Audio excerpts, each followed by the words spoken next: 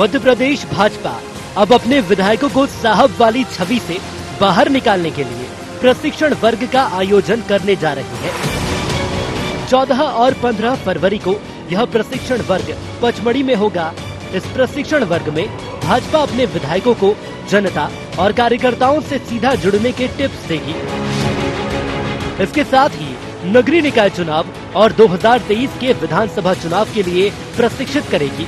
इसके लिए पार्टी के सभी विधायकों को बुलावा भेजा है।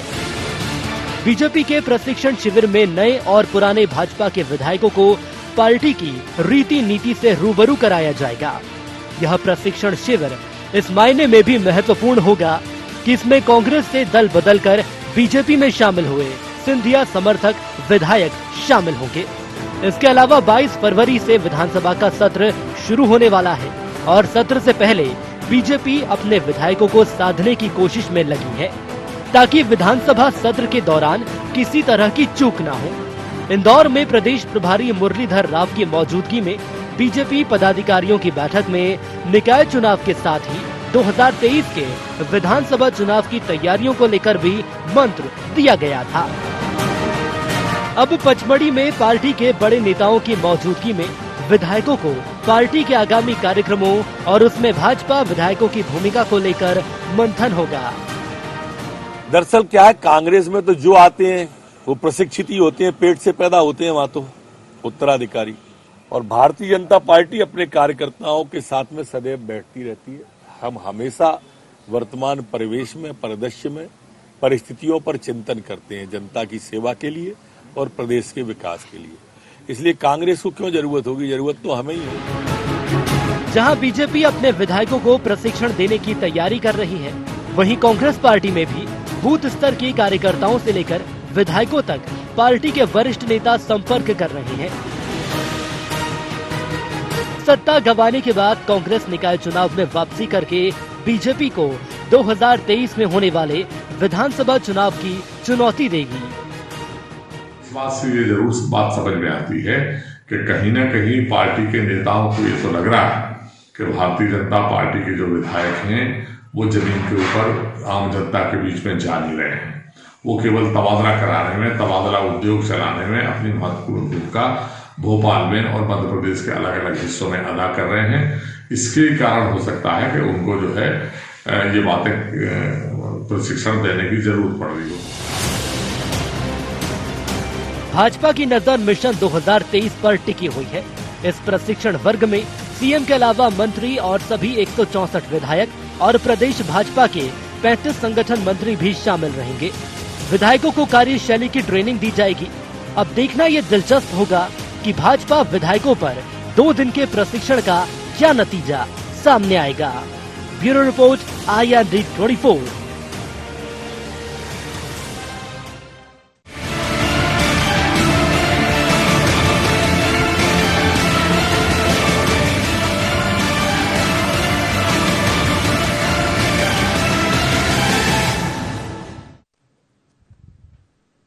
नमस्कार, शार्प एट 7 में आप सबका स्वागत है। मैं हूं आपके साथ मुक्ता पाठक। जी हां, ट्रेनिंग, टारगेट और टिप्स।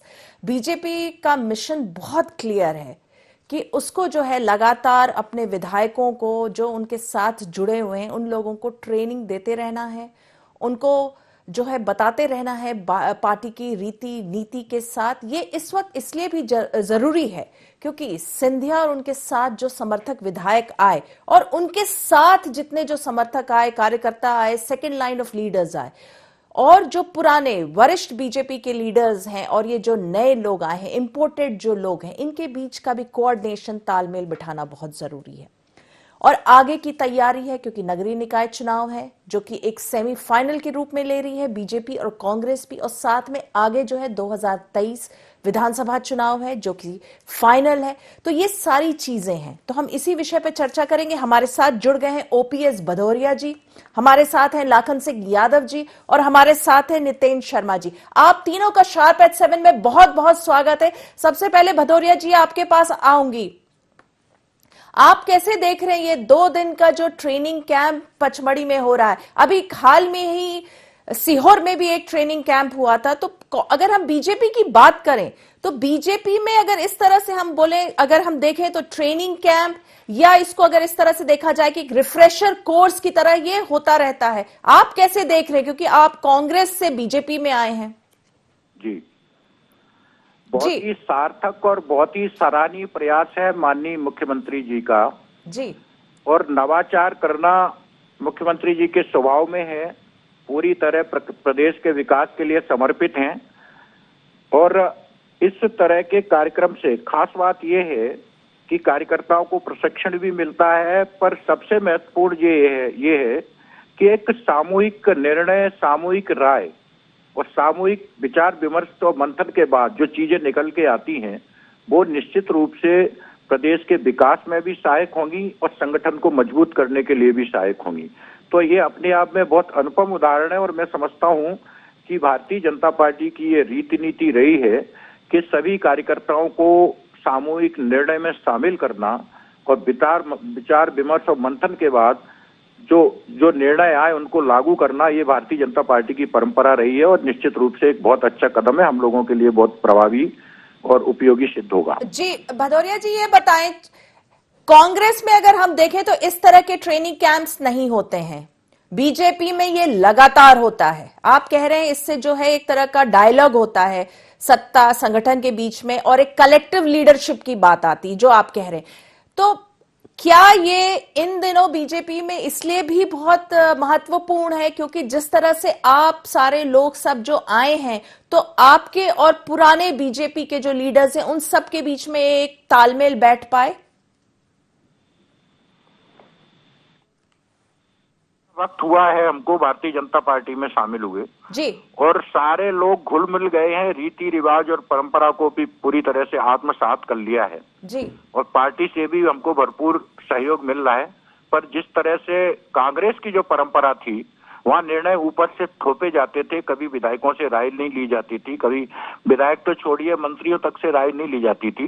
उसके ठीक विपरीत अभी आपने देखा होगा कि मुख्यमंत्री जी चाय पे भी मंत्रियों के साथ बात करते हैं। अभी कोलार पे जो हमारा कैबिनेट हुआ था पूरे दिन का, सुबह 10 बजे से लेके 8 बजे तक, तो जो हर मंत्री का उन्होंने राय जाना, हर विषय पे खुल करके विचार विमर्श हुआ। तो ये जो सामूहिक निर्णय की जो भावना है, इसमें हम सब लोग जो भी मंत्रिमंडल के लोग हैं, जो भी विधायक हैं, तो फिर वो अपना उत्तरदायित्व भी महसूस करते हैं और ये भी महसूस करते हैं कि हमारी दायित्व है, हमारी जिम्मेदारी है, तो वो पूरी मेहनत से ईमानदारी से लगते हैं। दुर्भाग्य से कांग्रेस में ये सब नहीं था, कांग्रेस में निर्णय ऊपर से थोपे जाते थे। पूछ लेती हूँ लाखन सिंह यादव जी, क्या कहेंगे आप? देखिए मुक्ता जी, मैं अभी ओपी भाई को सुन रहा था जी, मुझे बड़ा अच्छा लगा कि ओपी भाई 8-9 महीने में इतने अच्छे बीजेपी के कैडर को समझ गए हैं। लेकिन मेरा ओपी भाई आपसे एक अनुरोध है कि आप अपने नेताजी को भी समझाएं, वो अभी बीजेपी के कल्चर से वाकिफ नहीं हो पा रहे हैं। आप लोगों का जो ट्रेनिंग वाला जो पॉइंट है, आपकी जो ट्रेनिंग चल रही है, बार बार चलती रहती है बीजेपी के, मेरा मुक्ता जी इसमें एक सोच है, ऐसा मानना है जी कि जो भारतीय जनता पार्टी के नए नवेले जो विधायक हैं, जो कांग्रेस छोड़ के बीजेपी में गए हैं, इनको ट्रेनिंग दे रहे हैं एक तो कि आप भारतीय जनता पार्टी की रीति नीति से वाकिफ हों, क्योंकि ये जैसा इन्होंने कहा कि कांग्रेस में कोई निर्णय ऊपर से थोपे जाते थे। ये बात ओपी भाई, मैं आपकी बात का समर्थन भी करता हूं, लेकिन ये भी कहता हूं कि आपके नेताजी ज्यादा ऐसा करते थे, वो डिसीजन खुद लेते थे, नीचे के तबके से आपसे कभी पूछा भी नहीं होगा। पर ये अच्छी बात है कि आपके बीजेपी में जाने के बाद आपको ट्रेनिंग दी जा रही है और मुझे लगता है 2-3 बिंदुओं की ट्रेनिंग ये लोग कर रहे हैं जी। एक तो हमारे वो विधायकों के साथ खरीद फरोख्त का सिस्टम कैसे ये लोग कर पाए, उस पर मुझे लगता है ट्रेनिंग इन लोगों को दी जा रही होगी। सेकेंडरी, बीजेपी के कल्चर को समझे आप। आपके नेताजी को समझना चाहिए, समझाना चाहिए कि बीजेपी का कल्चर अलग है, क्योंकि भारतीय जनता पार्टी में, चलिए आप लोग चुनाव जीत गए, जो चुनाव हार गए आपके लोग, जो हमारे दल से छोड़ के बीजेपी में गए थे ओपी भाई, उनको भी थोड़ा सा बुला लिया करो। उनके आजकल दिन बड़े खराब गुजर रहे, बेचारे बड़े संकट में, तो मेरे भाई उनको भी साथ ले लिया करो। उनकी वजह से भी तो आप लोग वहां पहुंचे हो ना, उनको भी लिया करो तो मुझे लगता है बेहतर होगा। रहा सवाल ट्रेनिंग का, तो मुक्ता जी पूरा मध्य प्रदेश ये जान गया है कि भारतीय जनता पार्टी क्या इस समय देश में जो कोहराम मचा हुआ है किसानों के साथ, समूचा देश देख रहा है। लेकिन अब सिर्फ समय का इंतजार है। टाइम पे आने के बाद मुझे लगता है ये सारी ट्रेनिंग है, भारतीय जनता पार्टी पूरी तरह ध्वस्त होने की पूरी देश की तैयारी हो चुकी है और वो आने वाला समय आपको देखने को मिलेगा। जी पूछ लेती हूँ, हमारे साथ नितेन शर्मा जी हैं। आप कैसे देख रहे हैं इस ट्रेनिंग को, जिस तरह से बीजेपी लगातार ट्रेनिंग, जो अगर हम कहें ट्रेनिंग कैंप्स हो रही है? देखिए मुक्ता जी, बीजेपी में ट्रेनिंग या प्रशिक्षण होना मतलब मुझे नहीं लगता कोई नई बात है। हाँ, ये कांग्रेस से जो विधायक आए हैं इनके लिए वो जरूर नयापन होगा, लेकिन भाजपा के विधायक जो खासकर संघ की पृष्ठभूमि से आते हैं उनको आदत है कि कोई ना कोई कुछ ना कुछ प्रशिक्षण चलते रहते हैं भाजपा में जी। लेकिन अभी जो ये सब जो विधायकों का ट्रेनिंग कहें या इसको एक 2 दिन का विधायकों का आपस में मेलजोल हो जाए, इसका एक कारण ये भी होता है कि एक नए प्रयोग करे रहो। भाजपा में एक परंपरा है कि किसी न किसी तरीके से अपने लोगों को कुछ ना कुछ काम में लगाए रहो। कांग्रेस ने जो काम में नहीं लगाया था उसका खामियाजा ही कांग्रेस ने भुगता कि कांग्रेस सत्ता से बाहर हो गई। तो भाजपा अपने लोगों को कुछ ना कुछ काम पर लगाए रहती है, कोई ना कोई ट्रेनिंग करते रहो, कभी आप सहयोग निधि में लगा दो, कभी आप किसी और तरीके से कार्यक्रम में लगा दो। तो बीजेपी में एक ये पुराना कल्चर है कि कुछ ना कुछ कार्यक्रम चलते रहना चाहिए। तो अभी जब बीडी शर्मा आए तो उन्होंने एक वापस उन चीजों को ठीक करना शुरू करा है तो पिछले कुछ दिनों से बिगड़ी हुई थी। तो इसीलिए चाहे वो इंदौर में पदाधिकारियों को ले जाकर बैठक हो या पचमढ़ी में विधायकों को ले जाकर प्रशिक्षण शिविर हो, उसका मूल कारण ये है कि भाजपा अपने नेताओं को, अपने विधायकों को, इन सबको काम पर लगाए रहती है। कांग्रेस से जो लोग आए हैं उनको जरूर ये थोड़ा सा नया लगेगा, लेकिन बीजेपी के जो मूल लोग हैं उनको इसकी आदत है पुरानी। जी बिल्कुल। ओपीएस भदौरिया जी, लाखन सिंह यादव जी और नितेन शर्मा जी, आप बने रहिएगा फोन पे। वक्त हो चला एक बहुत छोटे से ब्रेक का, शार्प एट 7 में हम जल्द ही लौटते हैं एक छोटे से ब्रेक के बाद।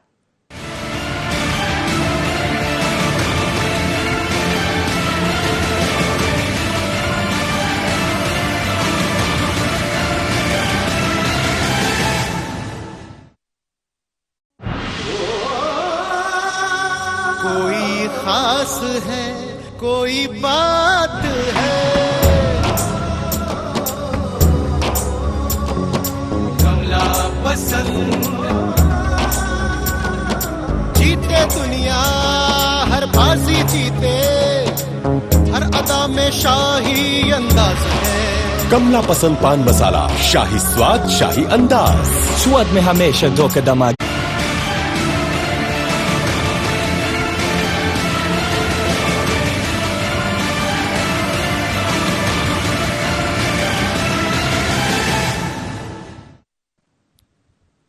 ब्रेक के बाद आप सबका एक बार फिर से स्वागत है। हम बात कर रहे थे ट्रेनिंग की, किस तरह जो है बीजेपी है लगातार जो है ट्रेनिंग देती रहती है।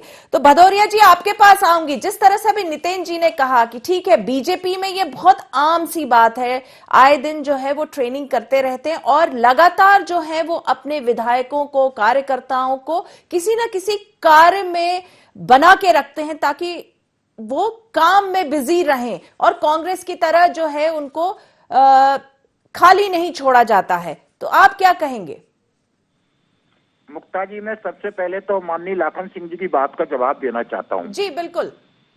श्रीमान ज्योतिरादित्य सिंधिया, जैसा कि उन्होंने इशारा किया था अपने नेता के बारे में जी, तो का जो मूल उद्देश्य है राजनीति का, वो उद्देश्य था जनसेवा जी। और जनसेवा का वो लक्ष्य कांग्रेस में रह के पूरा नहीं हो पा रहा था। भारतीय जनता पार्टी का भी जो मूल उद्देश्य है तो वो जनसेवा का उद्देश्य है और एक भावना के तहत हमारे नेता श्रीमान ज्योतिरादित्य सिंधिया काम कर रहे हैं। दूसरी बात जो उन्होंने कही कि निर्णय उनके द्वारा ही थोपे जाते थे, मैं आपको एक कहना चाहता हूं कि पूरी कांग्रेस में अगर कोई नेता कार्यकर्ता की वास्तविकता और पहचान रखता था वो तो सिर्फ और सिर्फ श्रीमान ज्योतिरादित्य सिंधिया थे।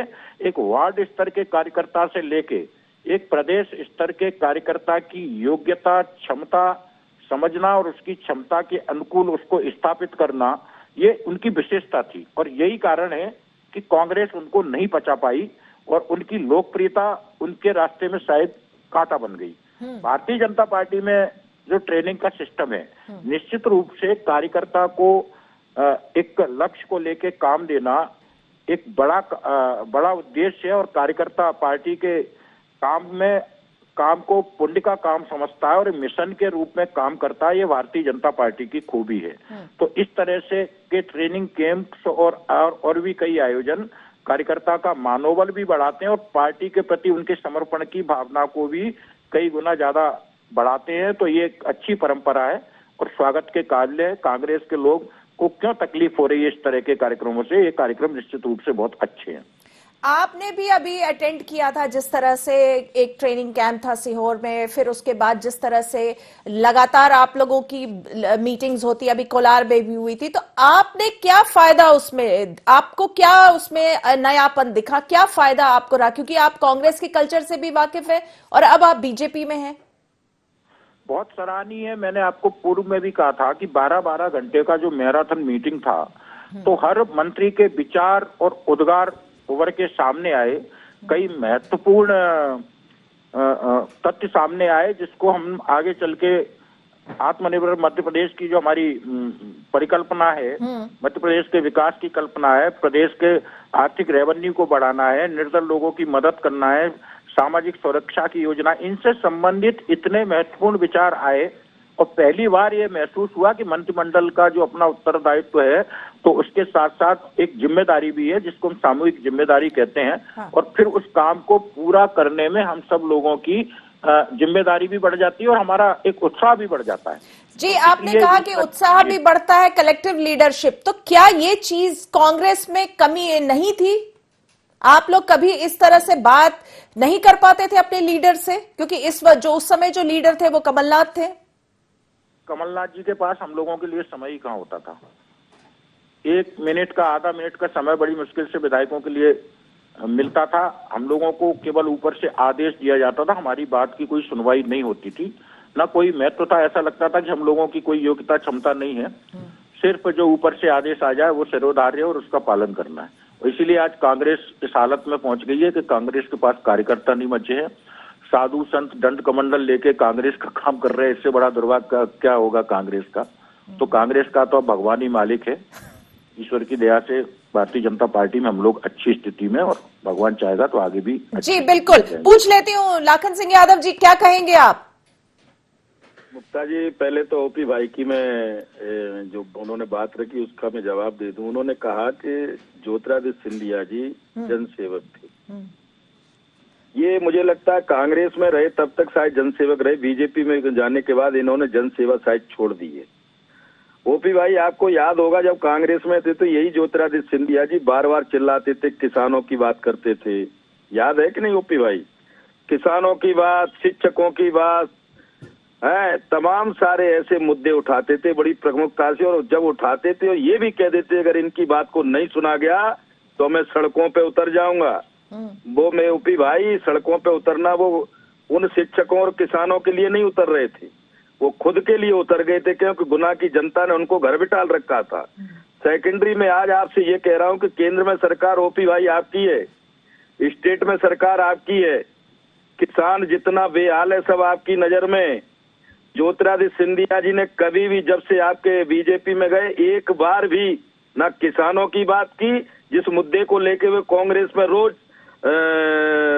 लड़ाई लड़ते थे, रोज कुछ न कुछ बात करते थे, कभी शिक्षकों की बात नहीं की ना उनकी। और तो और छोड़िए ओपी भाई, जब कांग्रेस की सरकार थी, मध्य प्रदेश आदरणीय कमलनाथ जी मुख्यमंत्री थे, तो कमलनाथ जी ने ग्वालियर का मेला जो सिंधिया जी की रियासत के टाइम से लगता रहा है, उस मेले में 1000 करोड़ रुपए की सब्सिडी दी थी व्हीकलों पे। और आज वही सिंधिया जी भारतीय जनता पार्टी में जाकर इतने कमजोर हो गए हैं कि मेला आज तक लगवा नहीं पाए। यही उनकी क्षमता, यही उनकी कर्मठता, यही उनकी जनसेवा दिख रही है। पूरा देश और प्रदेश समझ रहा है। ओपी भाई, रहा सवाल ट्रेनिंग का, आप पूरी तरह ट्रेनिंग लें और 2023 में मैं तो चाहता हूं मेरे भाई, आप छोटे भाई हो, मैं चाहता हूं कि आप प्रोग्रेस करें, अच्छा मंत्रिमंडल चलाएं, क्षेत्र का विकास करें और जनता का जरूर ध्यान रखें। नहीं तो ये जनता है, 2023 में आपको फिर इनको बीच में जाना है।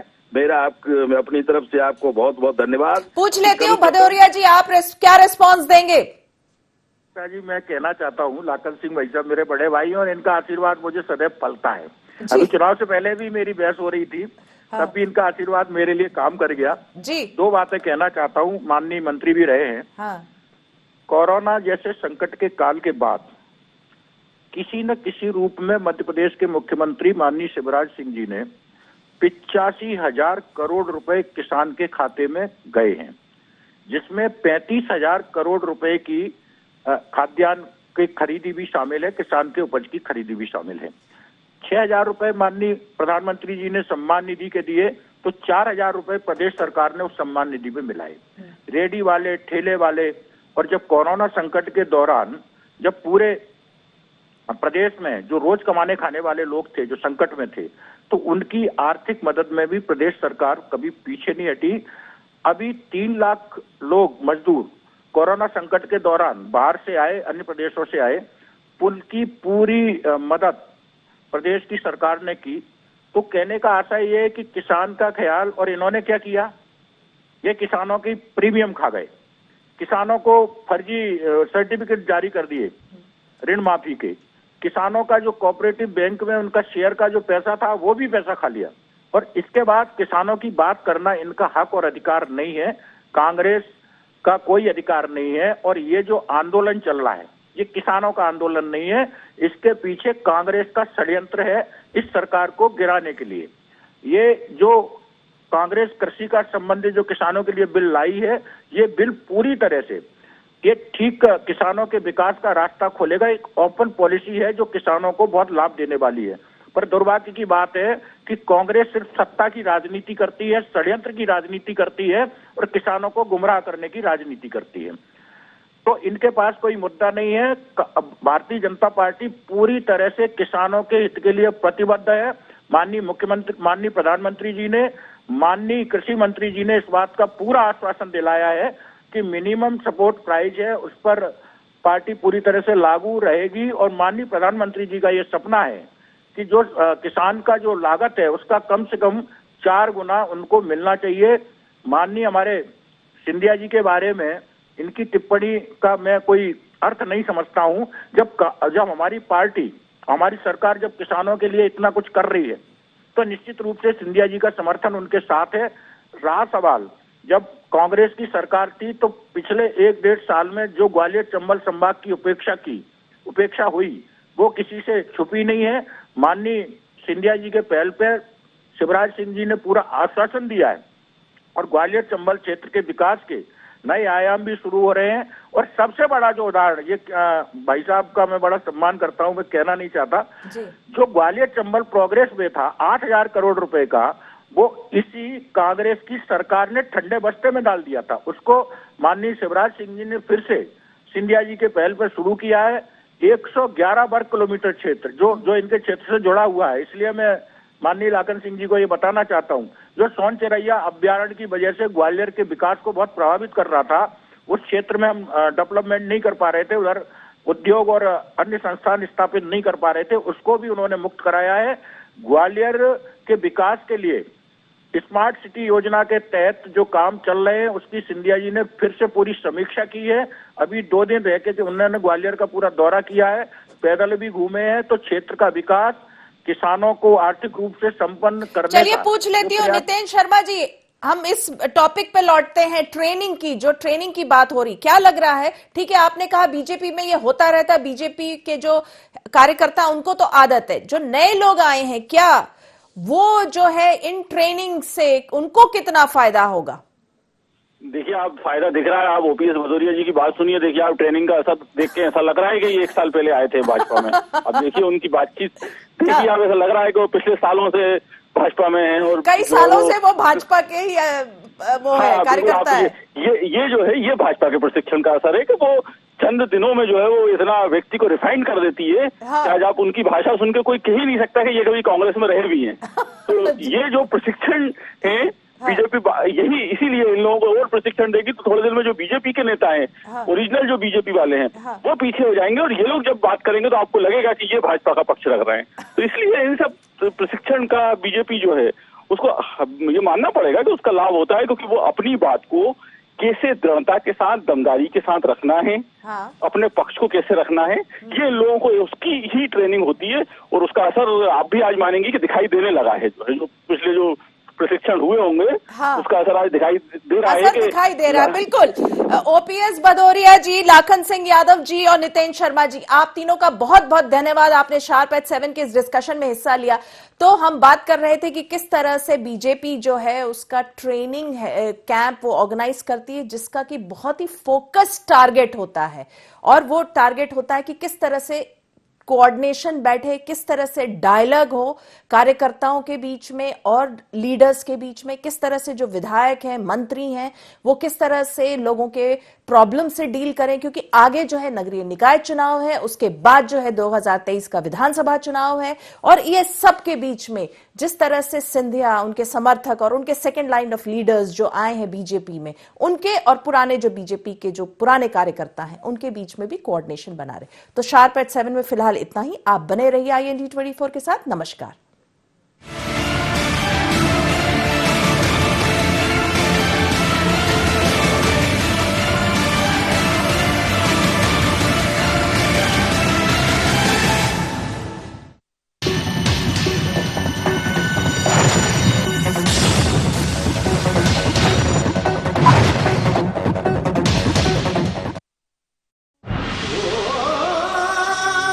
कोई खास है, कोई बात है, कमला पसंद। जीते दुनिया हर बाजी जीते, हर अदा में शाही अंदाज है। कमला पसंद पान मसाला, शाही स्वाद, शाही अंदाज। स्वाद में हमेशा 2 कदम आगे। हम पूछेंगे आपका